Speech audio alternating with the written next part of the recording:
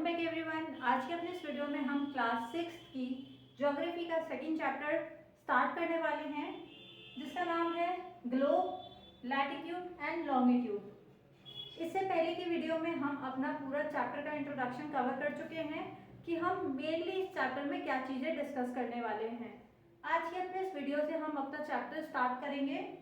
तो जो मेन हमारा टॉपिक है इस वीडियो का, हम समझेंगे कि ग्लोब क्या है, ग्लोब का मीनिंग समझेंगे, हम ग्लोब का पूरा स्ट्रक्चर देखेंगे हम किस तरीके से है, एंड देन हम डिस्कस करेंगे कि ग्लोब का इम्पोर्टेंस क्या है।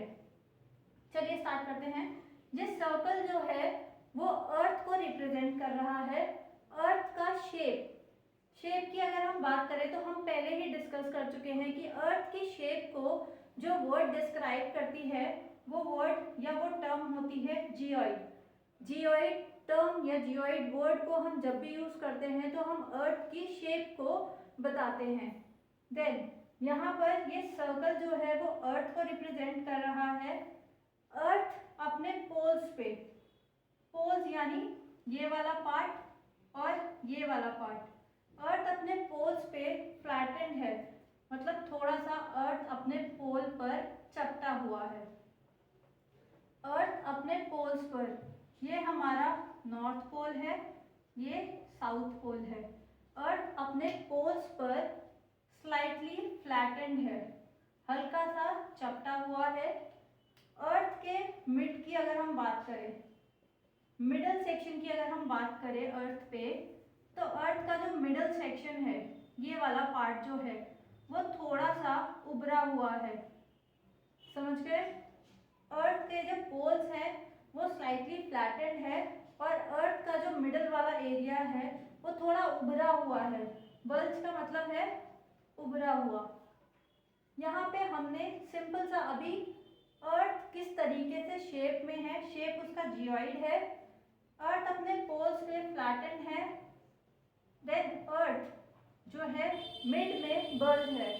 इसी के साथ हम समझते हैं कि अर्थ का जो, जब भी हम अर्थ की स्टडी की बात करते हैं तो हम ग्लोब को यूज करते हैं। ग्लोब पर हमें मेनली कहाँ पर हमारे कॉन्टिनेंट्स हैं, जितने हमारे कॉन्टिनेंट्स हैं वो दिखते हैं, एंड देन हमारे जितने भी मेजर सी या ओशियंस हैं वो सारी चीज़ें हमें अपने अर्थ पर ग्लोब के थ्रू समझ पाते हैं हम कि किसी एक पर्टिकुलर रीजन में या किसी एक पर्टिकुलर एरिया में ये वाला कॉन्टिनेंट है, नॉर्थ अमेरिका, साउथ अमेरिका कहाँ पर है, एग्जाम्पल उसका, या फिर इंडियन कॉन्टिनेंट, इंडिया किस कॉन्टिनेंट में आता है, एशिया कॉन्टिनेंट में, वो सब कहाँ पर है, हम ग्लोब के थ्रू अर्थ पर किसी भी स्पेसिफिक एरिया को लोकेट कर पाते हैं। तो हम कह सकते हैं कि globe is the true model और मिनिएचर ऑफ अर्थ होता है। ग्लोब जो है वो डिफरेंट साइज और शेप का होता है।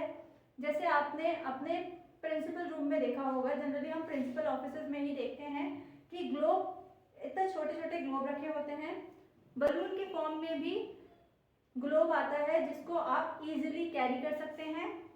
देन ग्लोब जो है वो फिक्स नहीं है, ये रोटेट करता रहता है। लाइक जैसे हमारा पॉटर रोटेट करता है, या फिर हम कह सकते हैं कि जिस तरीके से व्हील वगैरह रोटेट करती है, अर्थ भी अपनी एक्सिस पे रोटेट करता है। इसके बाद अगर हम साइज की बात करें तो किसी पर्टिकुलर एरिया में, अर्थ पे किसी पर्टिकुलर एरिया में कोई कॉन्टिनेंट या ओशियन का साइज क्या है, या किसी कंट्री का साइज कितना है, कॉन्टिनेंट ओशियन का साइज कितना है, ये हमारे ग्लोब पर जितना अर्थ पर उसका साइज है वही एक्यूरेसी हमें ग्लोब पर भी देखने को मिलती है। तो इस वीडियो लेक्चर में हमने समझा कि हमारा ग्लोब का जो पूरा शेप है या अर्थ का जो शेप है वो किस तरीके से है, अर्थ अपने पोल्स पे कैसा है, मिडल में कैसा है। देन हमने बात की कि ग्लोब जो है एक ट्रू मॉडल या मिनिएचर है अर्थ का।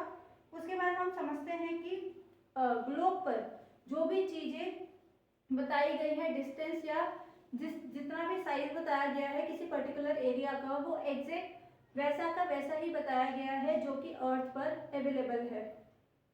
तो यहाँ ये वीडियो लेक्चर खत्म होता है। थैंक यू सो मच, मिलते हैं अपने नेक्स्ट वीडियो में।